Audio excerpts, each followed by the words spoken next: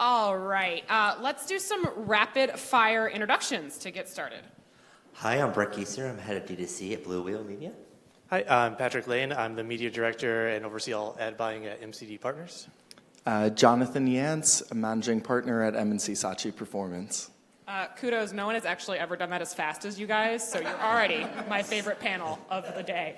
So let's kick it off. So what's one newer channel or platform that's driving real acquisition for you guys right now? One channel for us is Performance TV, where we're utilizing a partner that utilizing some AI technology with keyword-based development for audiences, and we're really seeing strong conversion performance, which I did not expect.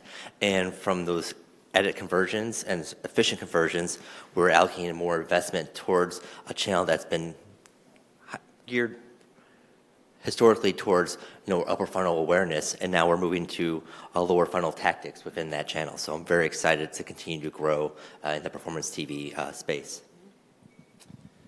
I really think TikTok, it's it's pretty mature now, but it has really become one of the more driving channels if we have the right creative with it. We were starting on that by just trying to put a TV spot on TikTok, and it really just does not work. So really trying to get that low budget kind of look on TikTok was where we were finding a lot of success. Yeah, I'd add on to that. TikTok as well, particularly with less influencers, or if anything, maybe like micro-influencer, and boosted overall as Spark Ads is working for us. And I would also say, in addition to TV, digital out of home is starting to be a bigger and bigger channel for us. Not necessarily anything new, but when we look at measurement from an incrementality standpoint, when we're doing testing, we usually try to go the geo-based route, and that's been able to show us some overall pretty solid results. Patrick, I'm going to be honest with you. I think that's the first time mature and TikTok have ever been used together in the same sentence. So. Many clients, I'll be like, your customers are on there. There's like 100 million people using it. Jonathan, you introduced to the aspects of testing and learning. So, right, between TikTok, performance, CTV, right? How are you guys deciding and getting budget approval to test some of these new platforms versus like the tried and true standards? Yeah, definitely. Also not a new concept, but the 80-20 rule, or we like to go 70-30-10, 70-20-10. Gosh, math. Math is hard. So that's really how we're able to frame it. So to say that everything is BAU, business as usual, for our main acquisition efforts at like 70% of budget, introduce what's likely to be successful at 20%, and then totally new, like let's throw something at the wall, 10%. It is not easy though. Brands are really not the most willing to try something like that, but once we build a strong enough relationship, prove it over time, then that kind of works for us. When we speak to our clients, especially on a monthly or quarterly basis, when we talk about performance, we really strive to emphasize roadmaps, testing roadmaps, what partners we want to test, and what are the estimated performance and investment we should be allocating to these partners. And what we found is when we showcase a partner that is really relevant to the brand and how we can generate performance and hopefully have estimates on terms of returns on the investments, they seem to be more open to testing and giving us a budget that we know can make an impact in market, but also provide statistically significant results so we can then scale from an initial testing budget to an evergreen program. And I feel that has a good strategy that has worked into getting us expanding outside of the Googles, the Metas, the TikToks, into platforms such I've utilized Adcom, Ad.net. These partners have really seen complementary efforts to our traditional programs. And on our side, I feel like when we're setting up tests, we need to be very, very strict with what we think the results are going to be, measure it up against specific KPIs and say, all right, here's the performance channels, this is what they're delivering. If we were to spend this much more over on this performance channel, we'd get this. But if we spend this on this new channel, we need to get somewhere within the realm of the same results to really drive that performance for the clients, and holding their hand the whole way, and really dumbing down the results to make sure that it is very, very clear what this is happening and why it's happening. Yeah, definitely communication is extremely important when you're conveying that to the client. Understanding is it a test to learn strategy where you have an hypothesis and you have a structure and you're testing a certain variable, or is it a new optimization? And understanding what that new optimization is from a channel perspective or a certain tactic. So making sure that you're clear understanding the delineation between a test versus an optimization. How long are you guys letting some of these tests run before either pulling the plug or deciding to reinvest more funds into it? I like to say at least 2 weeks to get results, but I mean, there's always the shut it down, it's not working, if we're really seeing bad results and it's not worth it to be there. Ideally, I like to go to like 4 to 6 weeks, but again, depending on the performance, if we can pivot quickly to a different tactic within a certain test or channel, to see if we can continue to hit a performance goal that we shared with the client. Yeah. How are you guys, with so many different things hitting the market, so many different tools, or even within Google itself, things to try, when are you deciding that a new tactic or platform is like worth the hype versus just another passing trend? Like, I think back to 2016 when Pokemon Go was a thing, and I got an actual email that was like, we need to invest in Pokemon Go. And I'm like, okay, we need to pull the covers back, guys, chill. So when do you make that decision? I think, so Pokemon Go, definitely. The other one that strikes me is Be Real, which that's something that we worked on with one of our sports betting clients to be one of the first to run an ad there. It's interesting. It had such a rise, and kind of a, not so much a fall, but just an overall, I do say that as an active user, literally daily active user. My streak is from January 1st through today. So I will say, you go there to be where people are, and it's, if there's someone who's your target audience is on the forefront and trying to be out there and on the new and next and best, then you want to be there. At the end of the day, we haven't gone back, though, I will say. I think sometimes it comes down to the client's tolerance for risk and what their expectations are, especially with an unproven product that's you can now monetize on.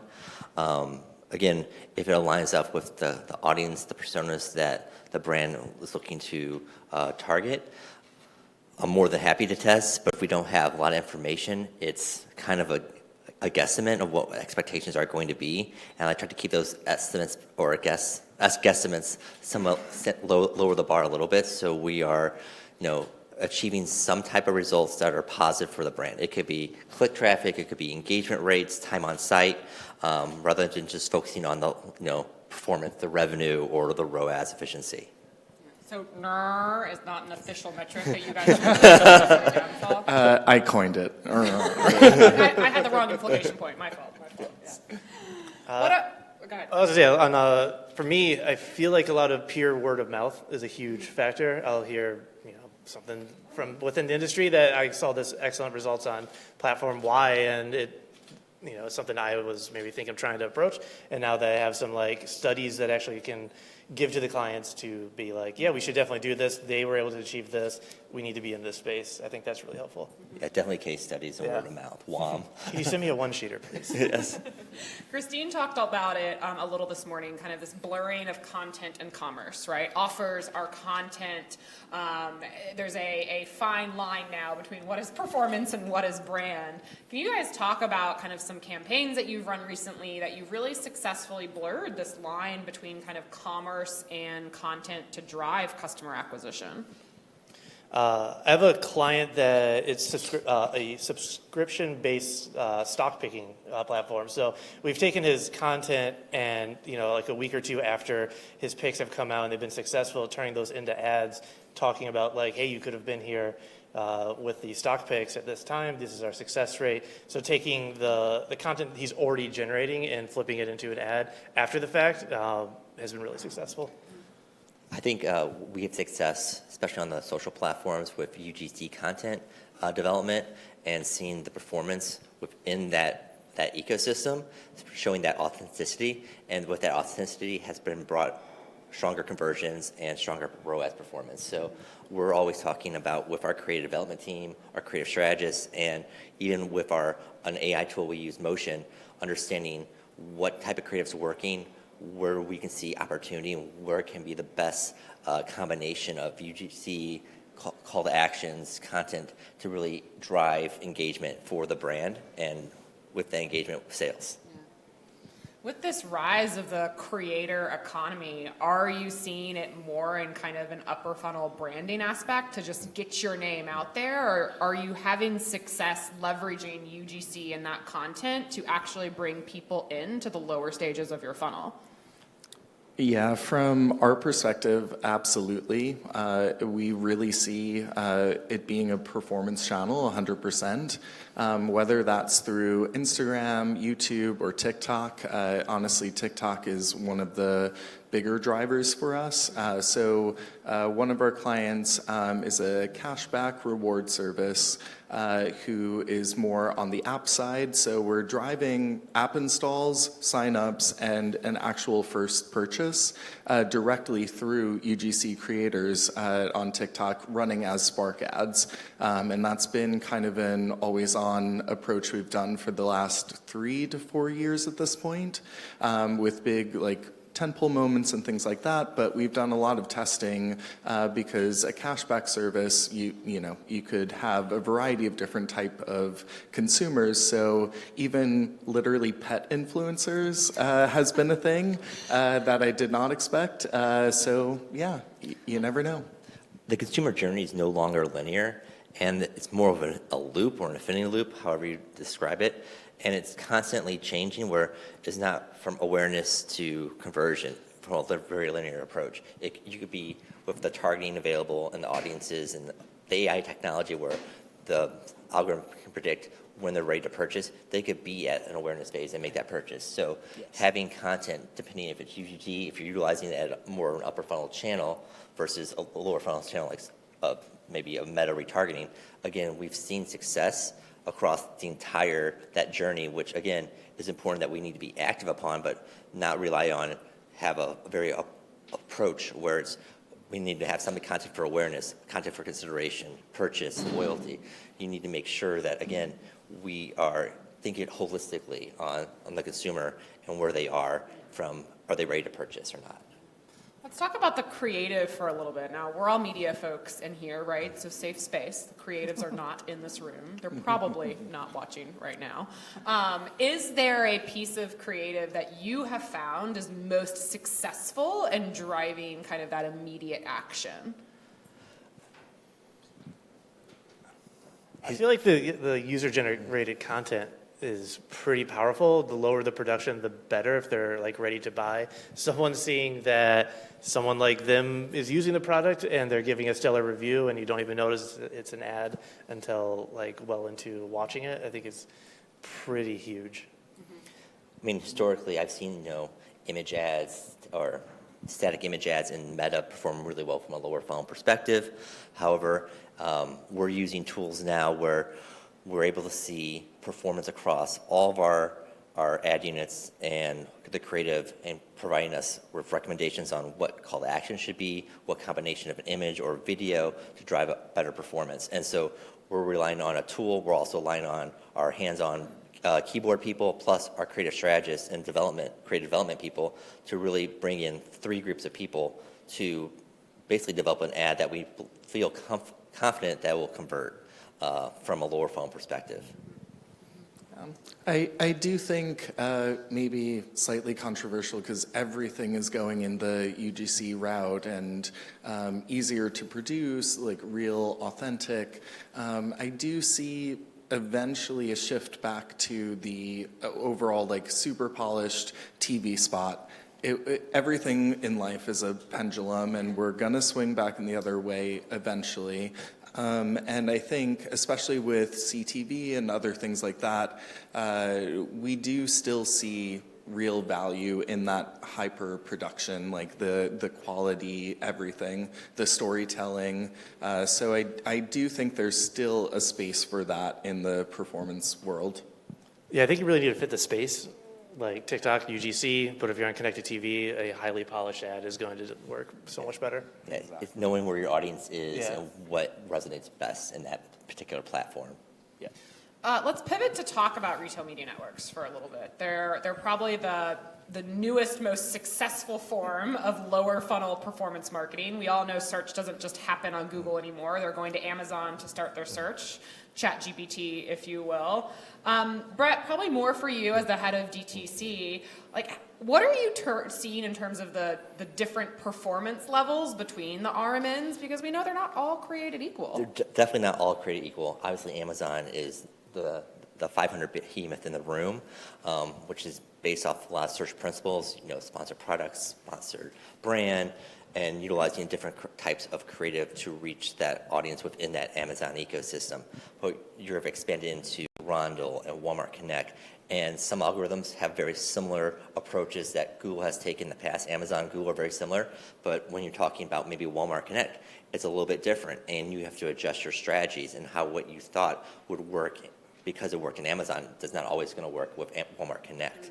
And so you have to be flexible and amenable and be willing to take a risk and make changes on the fly if something's not working. And we actually have had conversations with our representatives from those partners, and sometimes I take things with a grain of salt because I've been in the space. I know what they're trying to accomplish, and I know what we're trying to accomplish. And working together to have a compromise to feel what's best for the brand, but also what's going to work best within that ecosystem has been very, very positive for my brands I've worked on. It's interesting the parallels that you drew between Amazon and Google. So I have to wonder, are retail media networks just like the next iteration of paid search? I think right now it is. The UIs are not as mature as Google is, but again, eventually they're going to have unique products. They're going to have some very unique targeting from first-party to third-party data, and really evolve like paid searches right now to you can do, obviously it's a one-stop shop, but enabled us to understand where the audience is in their journey, picking up those signals and having a correct ad. It could be a visual, video, static display, anything to continue to drive those sales on Amazon, making sure people do not leave Amazon to make that sale. I just think it's funny that Amazon, especially the sponsored product unit, is basically Google search circa 2007 or something like that. Whereas as Google's gone into PMax, into everything else, machine learning. So to see such a product that is just pure keyword based is kind of cool and refreshing in a way, and almost even more transparent. Yeah, you have more control on Amazon than you do on Google for paid search. Yeah. So it helps, and there's more transparency, I feel like, as well, right now. Yeah. TikTok is mature, Amazon is cool. What world are we living in, you guys? I regret it. At the end of the day, this is a customer acquisition panel, right? Like, we're really thinking about all of these emerging platforms and how are we getting people to convert. Do you guys think that now, today still, like, we always have to have like that call to action on everything that we do? Shop now, buy now, get here? Or do you think that's kind of like a known now with the consumer journey changing so much? I feel like with a lot of responsive ads, you're loading in all of the possibilities that ad could be, and then the systems are identifying which one is appropriate for them at that time. It may be in the shop now, maybe in the learn more phase, and it will serve the right creative at the right time for them. I'm still big on strong call to actions, but again, depending on where they are and are they ready to purchase or are they not ready to purchase? And obviously the algorithm is now deciding when they should show a certain call to action and the combination of description and headline. So going back to Patrick's note, again, it's the algorithm that has a lot of power right now. Last question before we will open it up to the crew.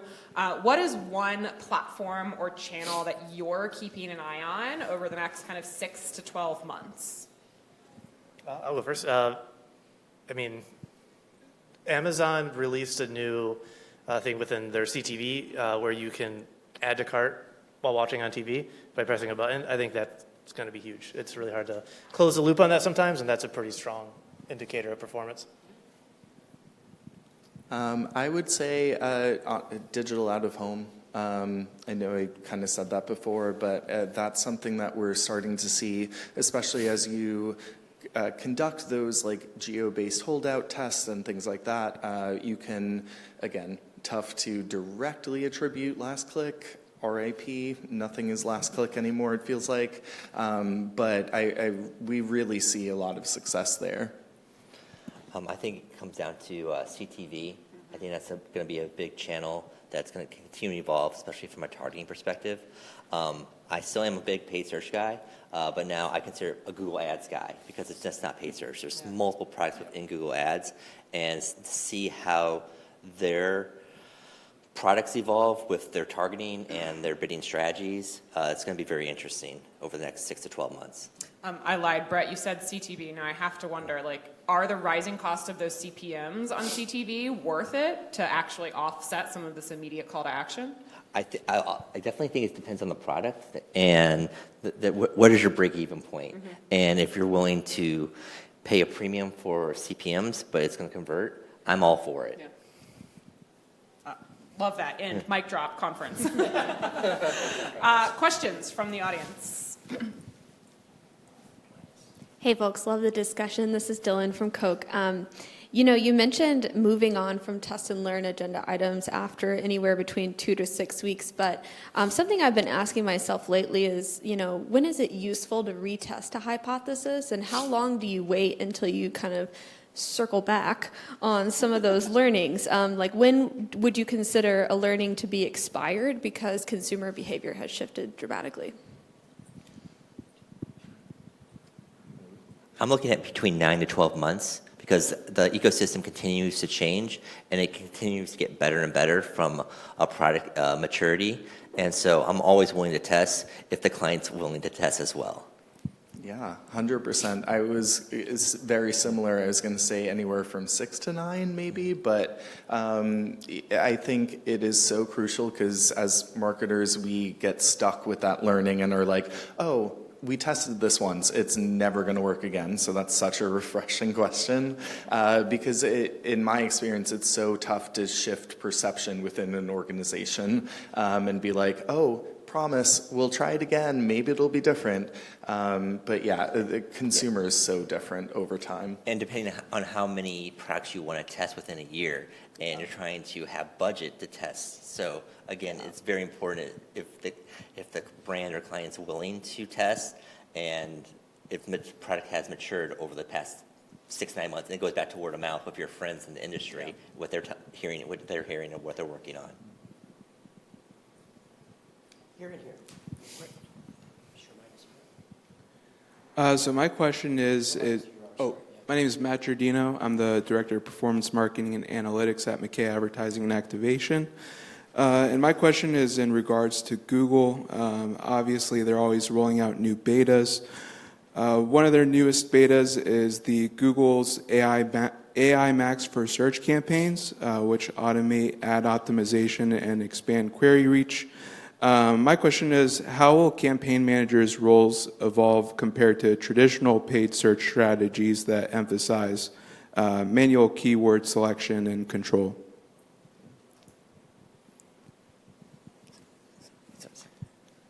Not everybody at once.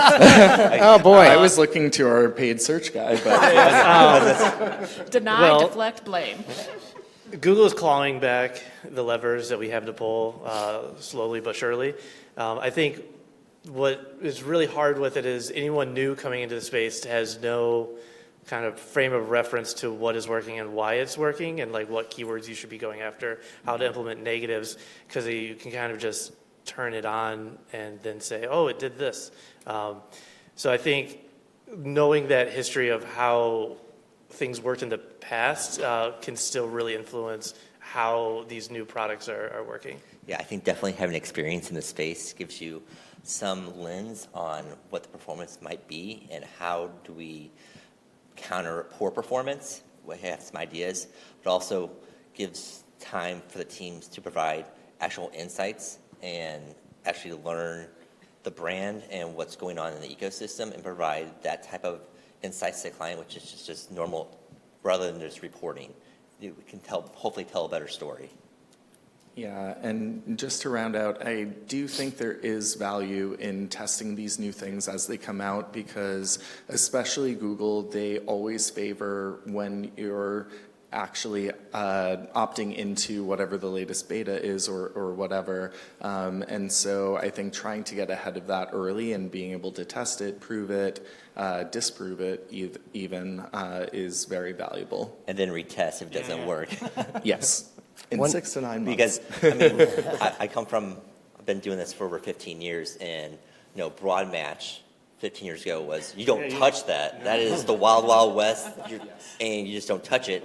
And now broad match is a lot better, and you're seeing the search queries like, whoa, this is actually relevant. This is not just junk traffic, and I'm willing to invest my limited dollars into broad for more prospecting opportunities. So again, you can't be set in your ways if you've been doing it for a while. But also if you're new, you need to be also questioning the technology, and also, hopefully people who are more senior in your company have those water cooler talks, either over on Zoom or within team meetings. We have one more question right here. So, I'm Jenna from Motel 6. So from a brand marketing standpoint, the first thing to get cut is the training budget. The second thing to get cut is the marketing budget, right? So we're in a budget cutting time right now because everyone's freaking out. Tariffs, add one to the drinks, right? That's three. That's three. Yeah.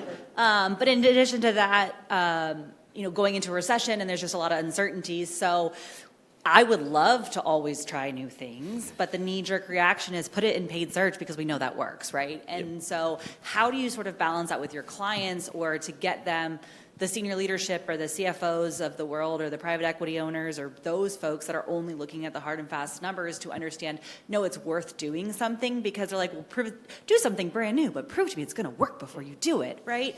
So how are you navigating with your marketing clients to help them sell that into senior leadership, or kind of push those training agendas so that we can branch out and try new things? Yes, so when you're not really investing in marketing, your pool of audience becomes smaller and smaller. And sometimes to measure that is, looking at your brand search traffic and seeing what your impression share is from that lens.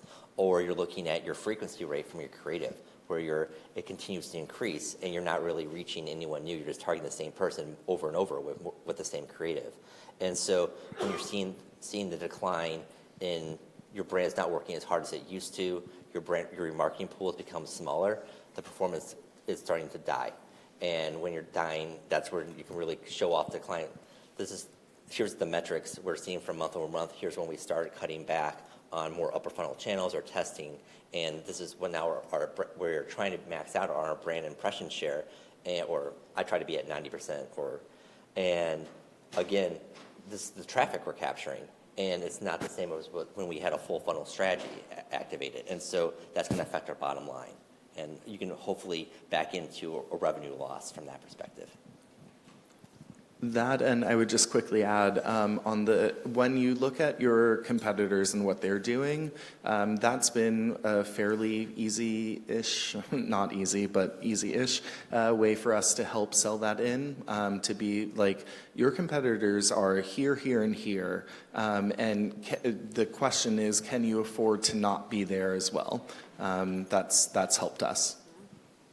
Yeah, typically if they're in a space, it's working for them. They're not just also happen to be there. Yeah. Awesome. Brett, Patrick, Jonathan, thank you guys so much for rounding us out this morning.